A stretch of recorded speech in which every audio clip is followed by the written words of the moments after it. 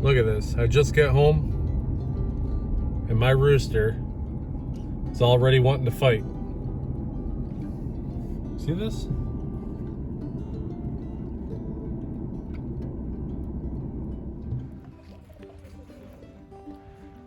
This is Larry. Our neighbors named him. I don't know why they named him Larry, but they did. Come on, get it. See, he wanted to fight. Nope.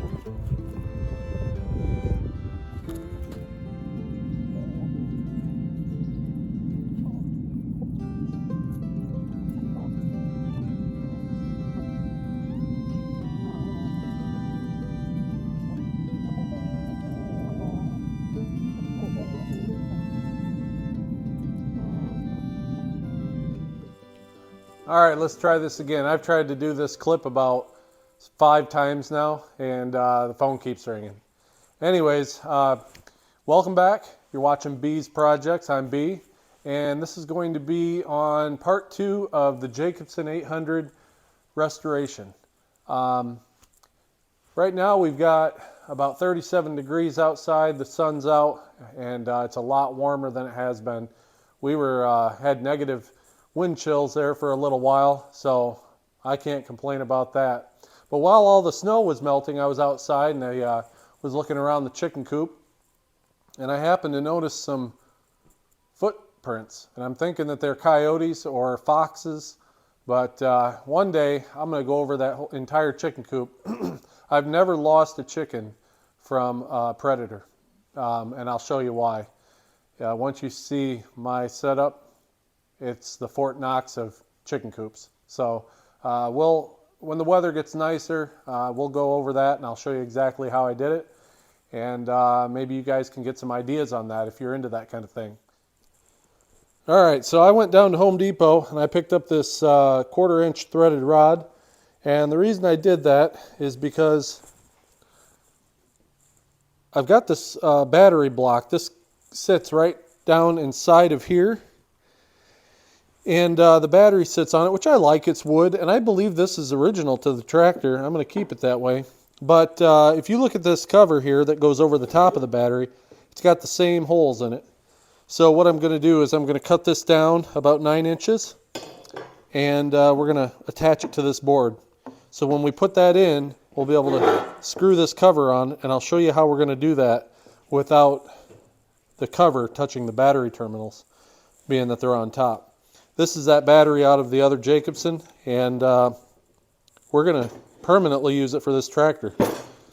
I feel like it has a better home in this one. The second thing we're going to do is this here is going to have to get painted. I'm going to clean it up, paint it, and we can install the mower deck lift arm and get that put on.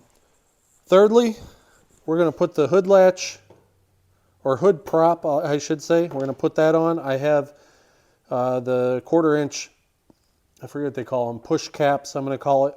It just pushes on there and locks it on to the tractor. And then we'll go ahead and get the mower deck out and start working on that.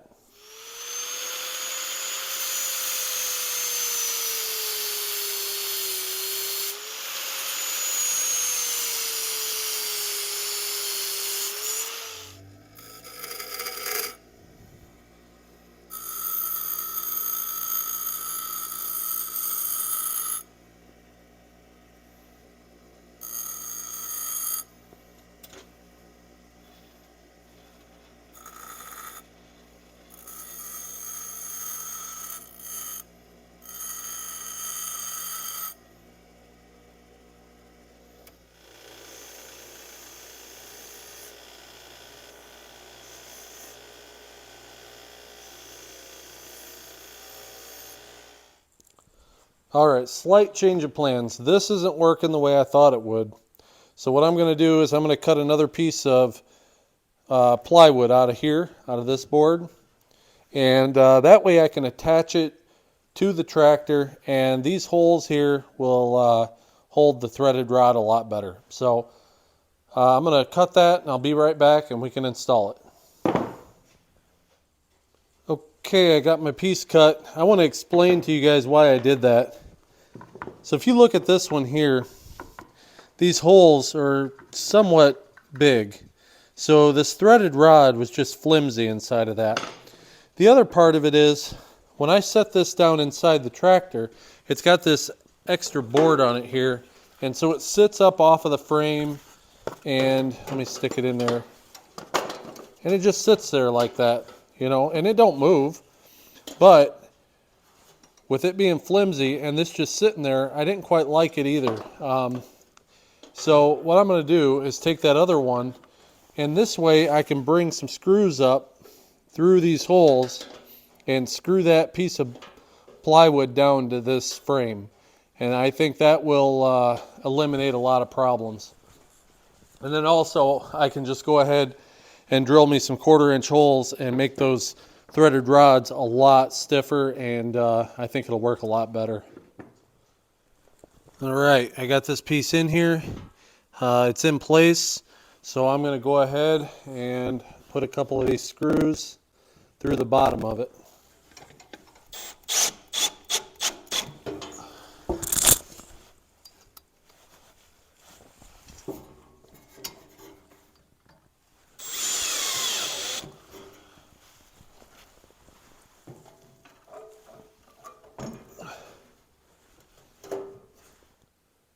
All right, I got the battery installed, and this is so much more sturdy than it was before. So what I've done here is I've put some lock nuts on here, and what that's going to do is prevent the cover from going down too far. So let me see if I can put this on one-handed here, because we definitely don't need this shorting out against the battery. There it is. We'll throw a washer on, and then a nut, and that's it. Our battery's in.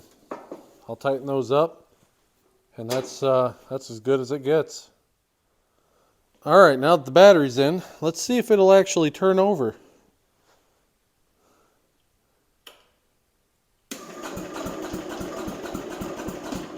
Sounds good. Okay, we're halfway there. All right, I'm kind of interested to see if it'll start.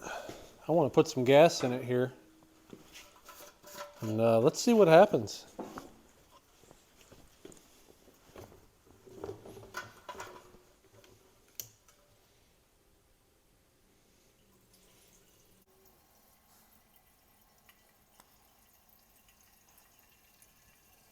What do you guys think? Is it going to start? That should be enough.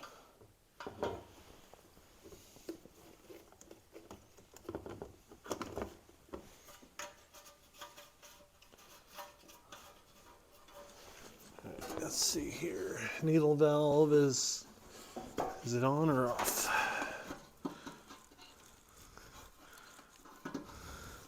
I think it's broke. Let's hope it's on.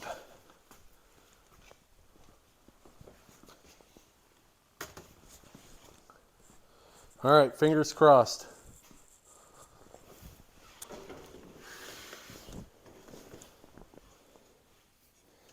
Choke on. Idle up a little. Here we go.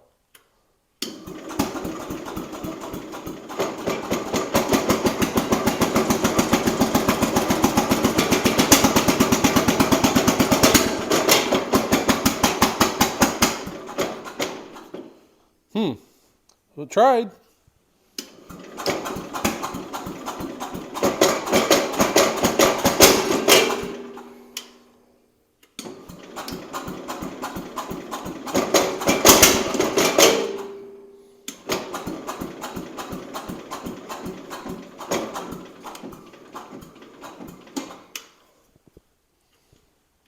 Uh-oh.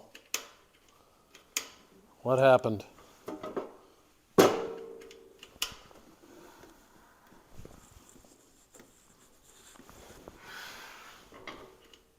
Well, it just quit, so it won't turn over now.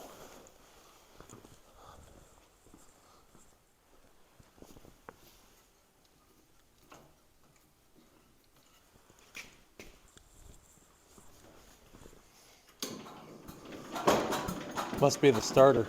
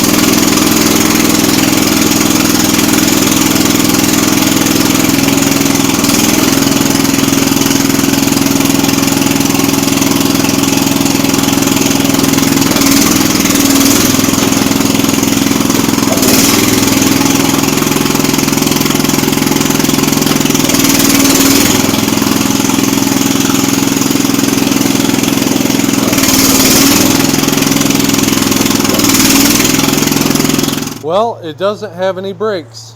The last time I rode this, it did have brakes, so I don't know what's going on with that. I'm gonna have to figure that one out. But it runs. Okay, so we learned a few things here. The carb needs adjusted. The brake needs work. The e-brake lever is not engaging. And the starter is not working properly, so I'm going to have to probably take that apart and take a look at the brushes in it. Alright guys, so we got the hood prop here, and I got the cap. We're going to go ahead and put that on at the vise because I have a feeling I wouldn't be able to get it at the tractor. Okay, that was easy. So that's on. Now let's head over to the tractor and I'll show you how we're going to do this. Okay, so this hood prop attaches to this hole, and then up underneath this hood here, you have that slot, which is what that locks into on the very end here. So what we're going to do is, because I was having a heck of a time trying to get this cap on while it was on the tractor. So I'll go ahead and I'll put my washer on here, and then we're going to snake it through this hole.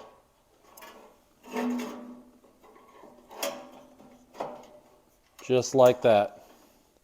So that worked pretty good.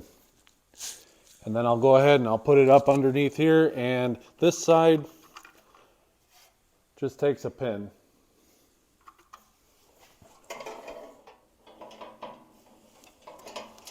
All right.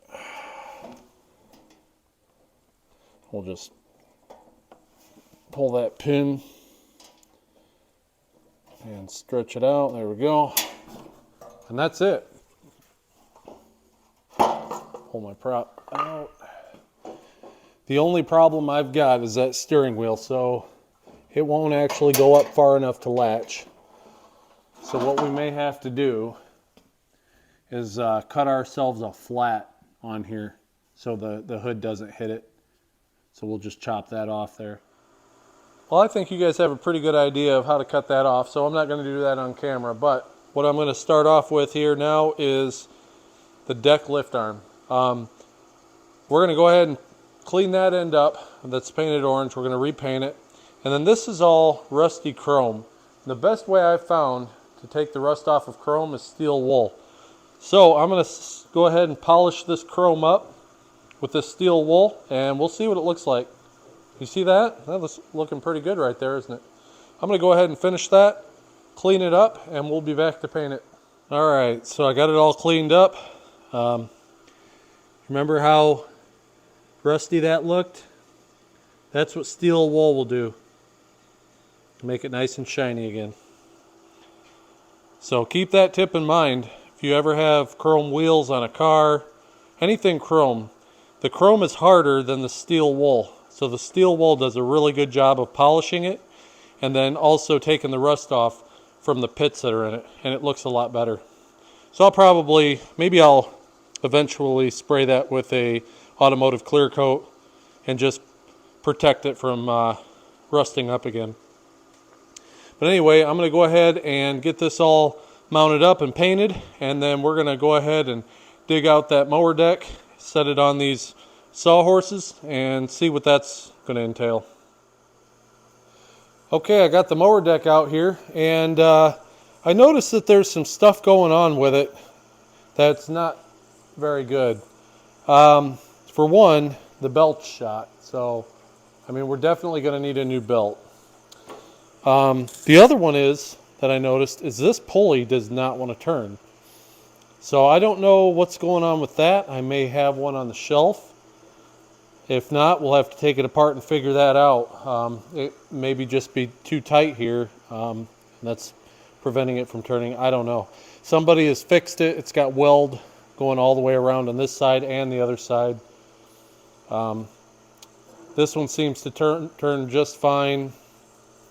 But so I think what we're going to do, I'm going to save this mower deck for part 3, because there's quite a bit going on here that we need to address, and this video is running a little bit longer, so we're going to save this for part 3, and let's go ahead and go look at that brake on the tractor. I think I know what's going on with it. Alright, so when I was looking at this brake here, wondering why, here it is back here, I was wondering why it wasn't pulling on it to stop the tractor. And I got looking here, and if you look back in here, might be hard for me to video this, but get this flashlight, that'll help. This rod here, if you look, there's a nut right there, and when you push forward on the pedal, this linkage right there goes forward, pulls on that rod. The rod then pulls on a bracket, which pulls this and closes the brake. So all I think is going on here is that the nut needs adjusted that way. It needs adjusted to the left. And I think that'll actually fix the brake issue I'm having. So I'm going to do that, and let's see if I can get that brake to actually work when I adjust it. Alright, so I'm going to show you what I found.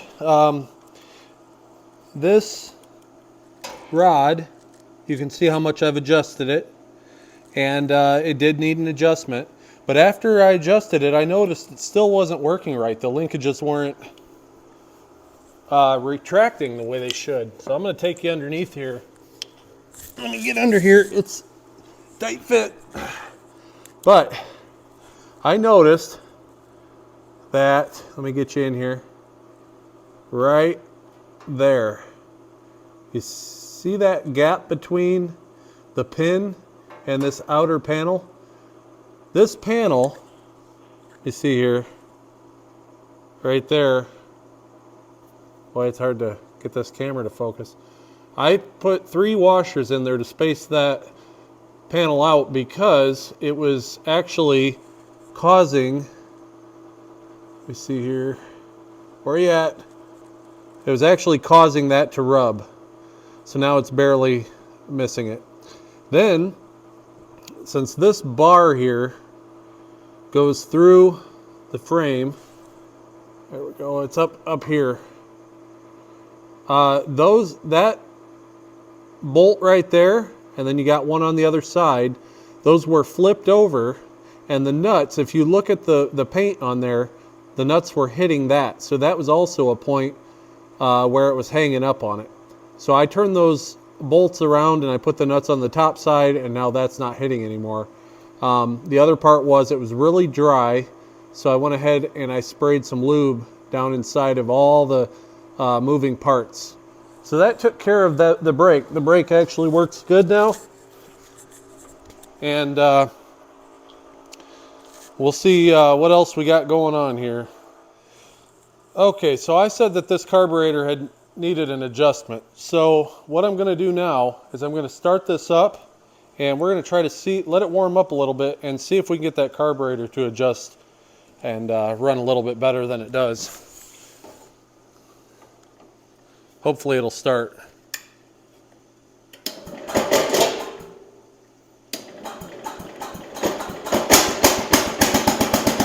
That's good.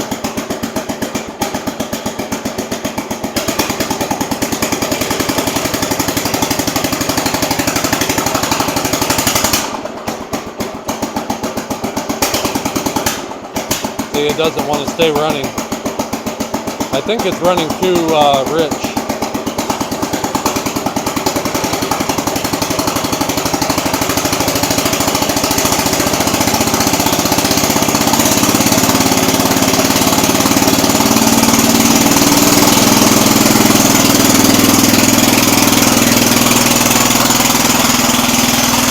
We'll let that warm up, and I'll be right back.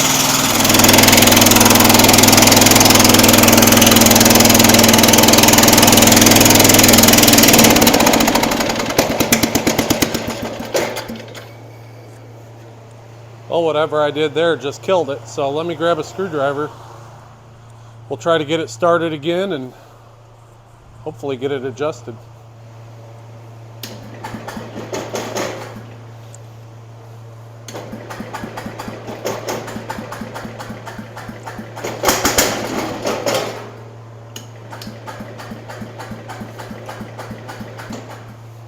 Yeah, it might be flooded now.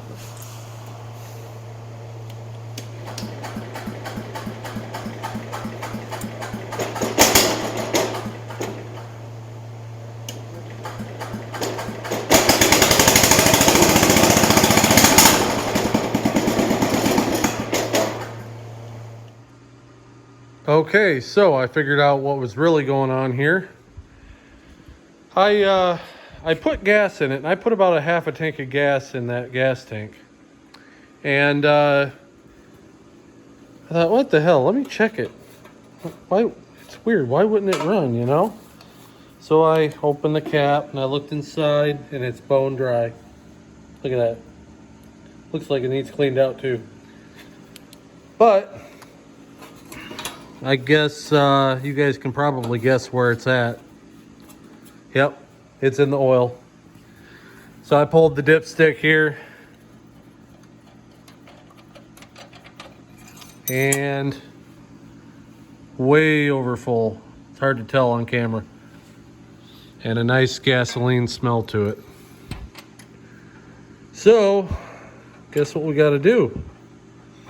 We got to pull this starter off, and we've got to go through that and see if the brushes are bad and need replaced, or we can just clean them up and make it work again.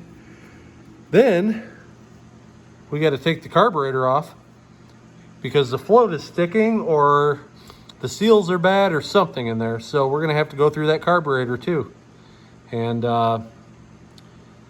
then we're gonna have to drain out all the oil and gas and replace it. So I think what I'm gonna do is leave this video here. This is part 2, and we'll pick it up on part 3. We got a lot of work ahead of ourselves here. Okay guys, well, we had a pretty successful video, I think. There is a lot of work ahead of us, but we got the hood prop put on, we got the brakes working, and we got it to start. Even though it needs some work, we got it to start. I did get that mower deck arm painted. It's just drying right now. So we're going to call this a part 2 and end it. Part 3, I think we're going to try to get into this mower deck a little bit more. We're going to have to rebuild this carburetor. The starter obviously has some issues. It doesn't want to continue cranking. The last time I had this problem on my 1963 Cub Cadet, I took it apart, cleaned the brushes, made sure everything in the motor was clean, put it all back together, and it works brand new. So I'm hoping that we can just do that on this tractor and keep on going. We'll probably go ahead and cut a flat in the steering wheel there so that we can actually use the hood prop, being that that's not the original steering wheel. And so we made some good progress, and I hope you liked the video. If you did, please like, subscribe, and comment, and we'll see you on the next one.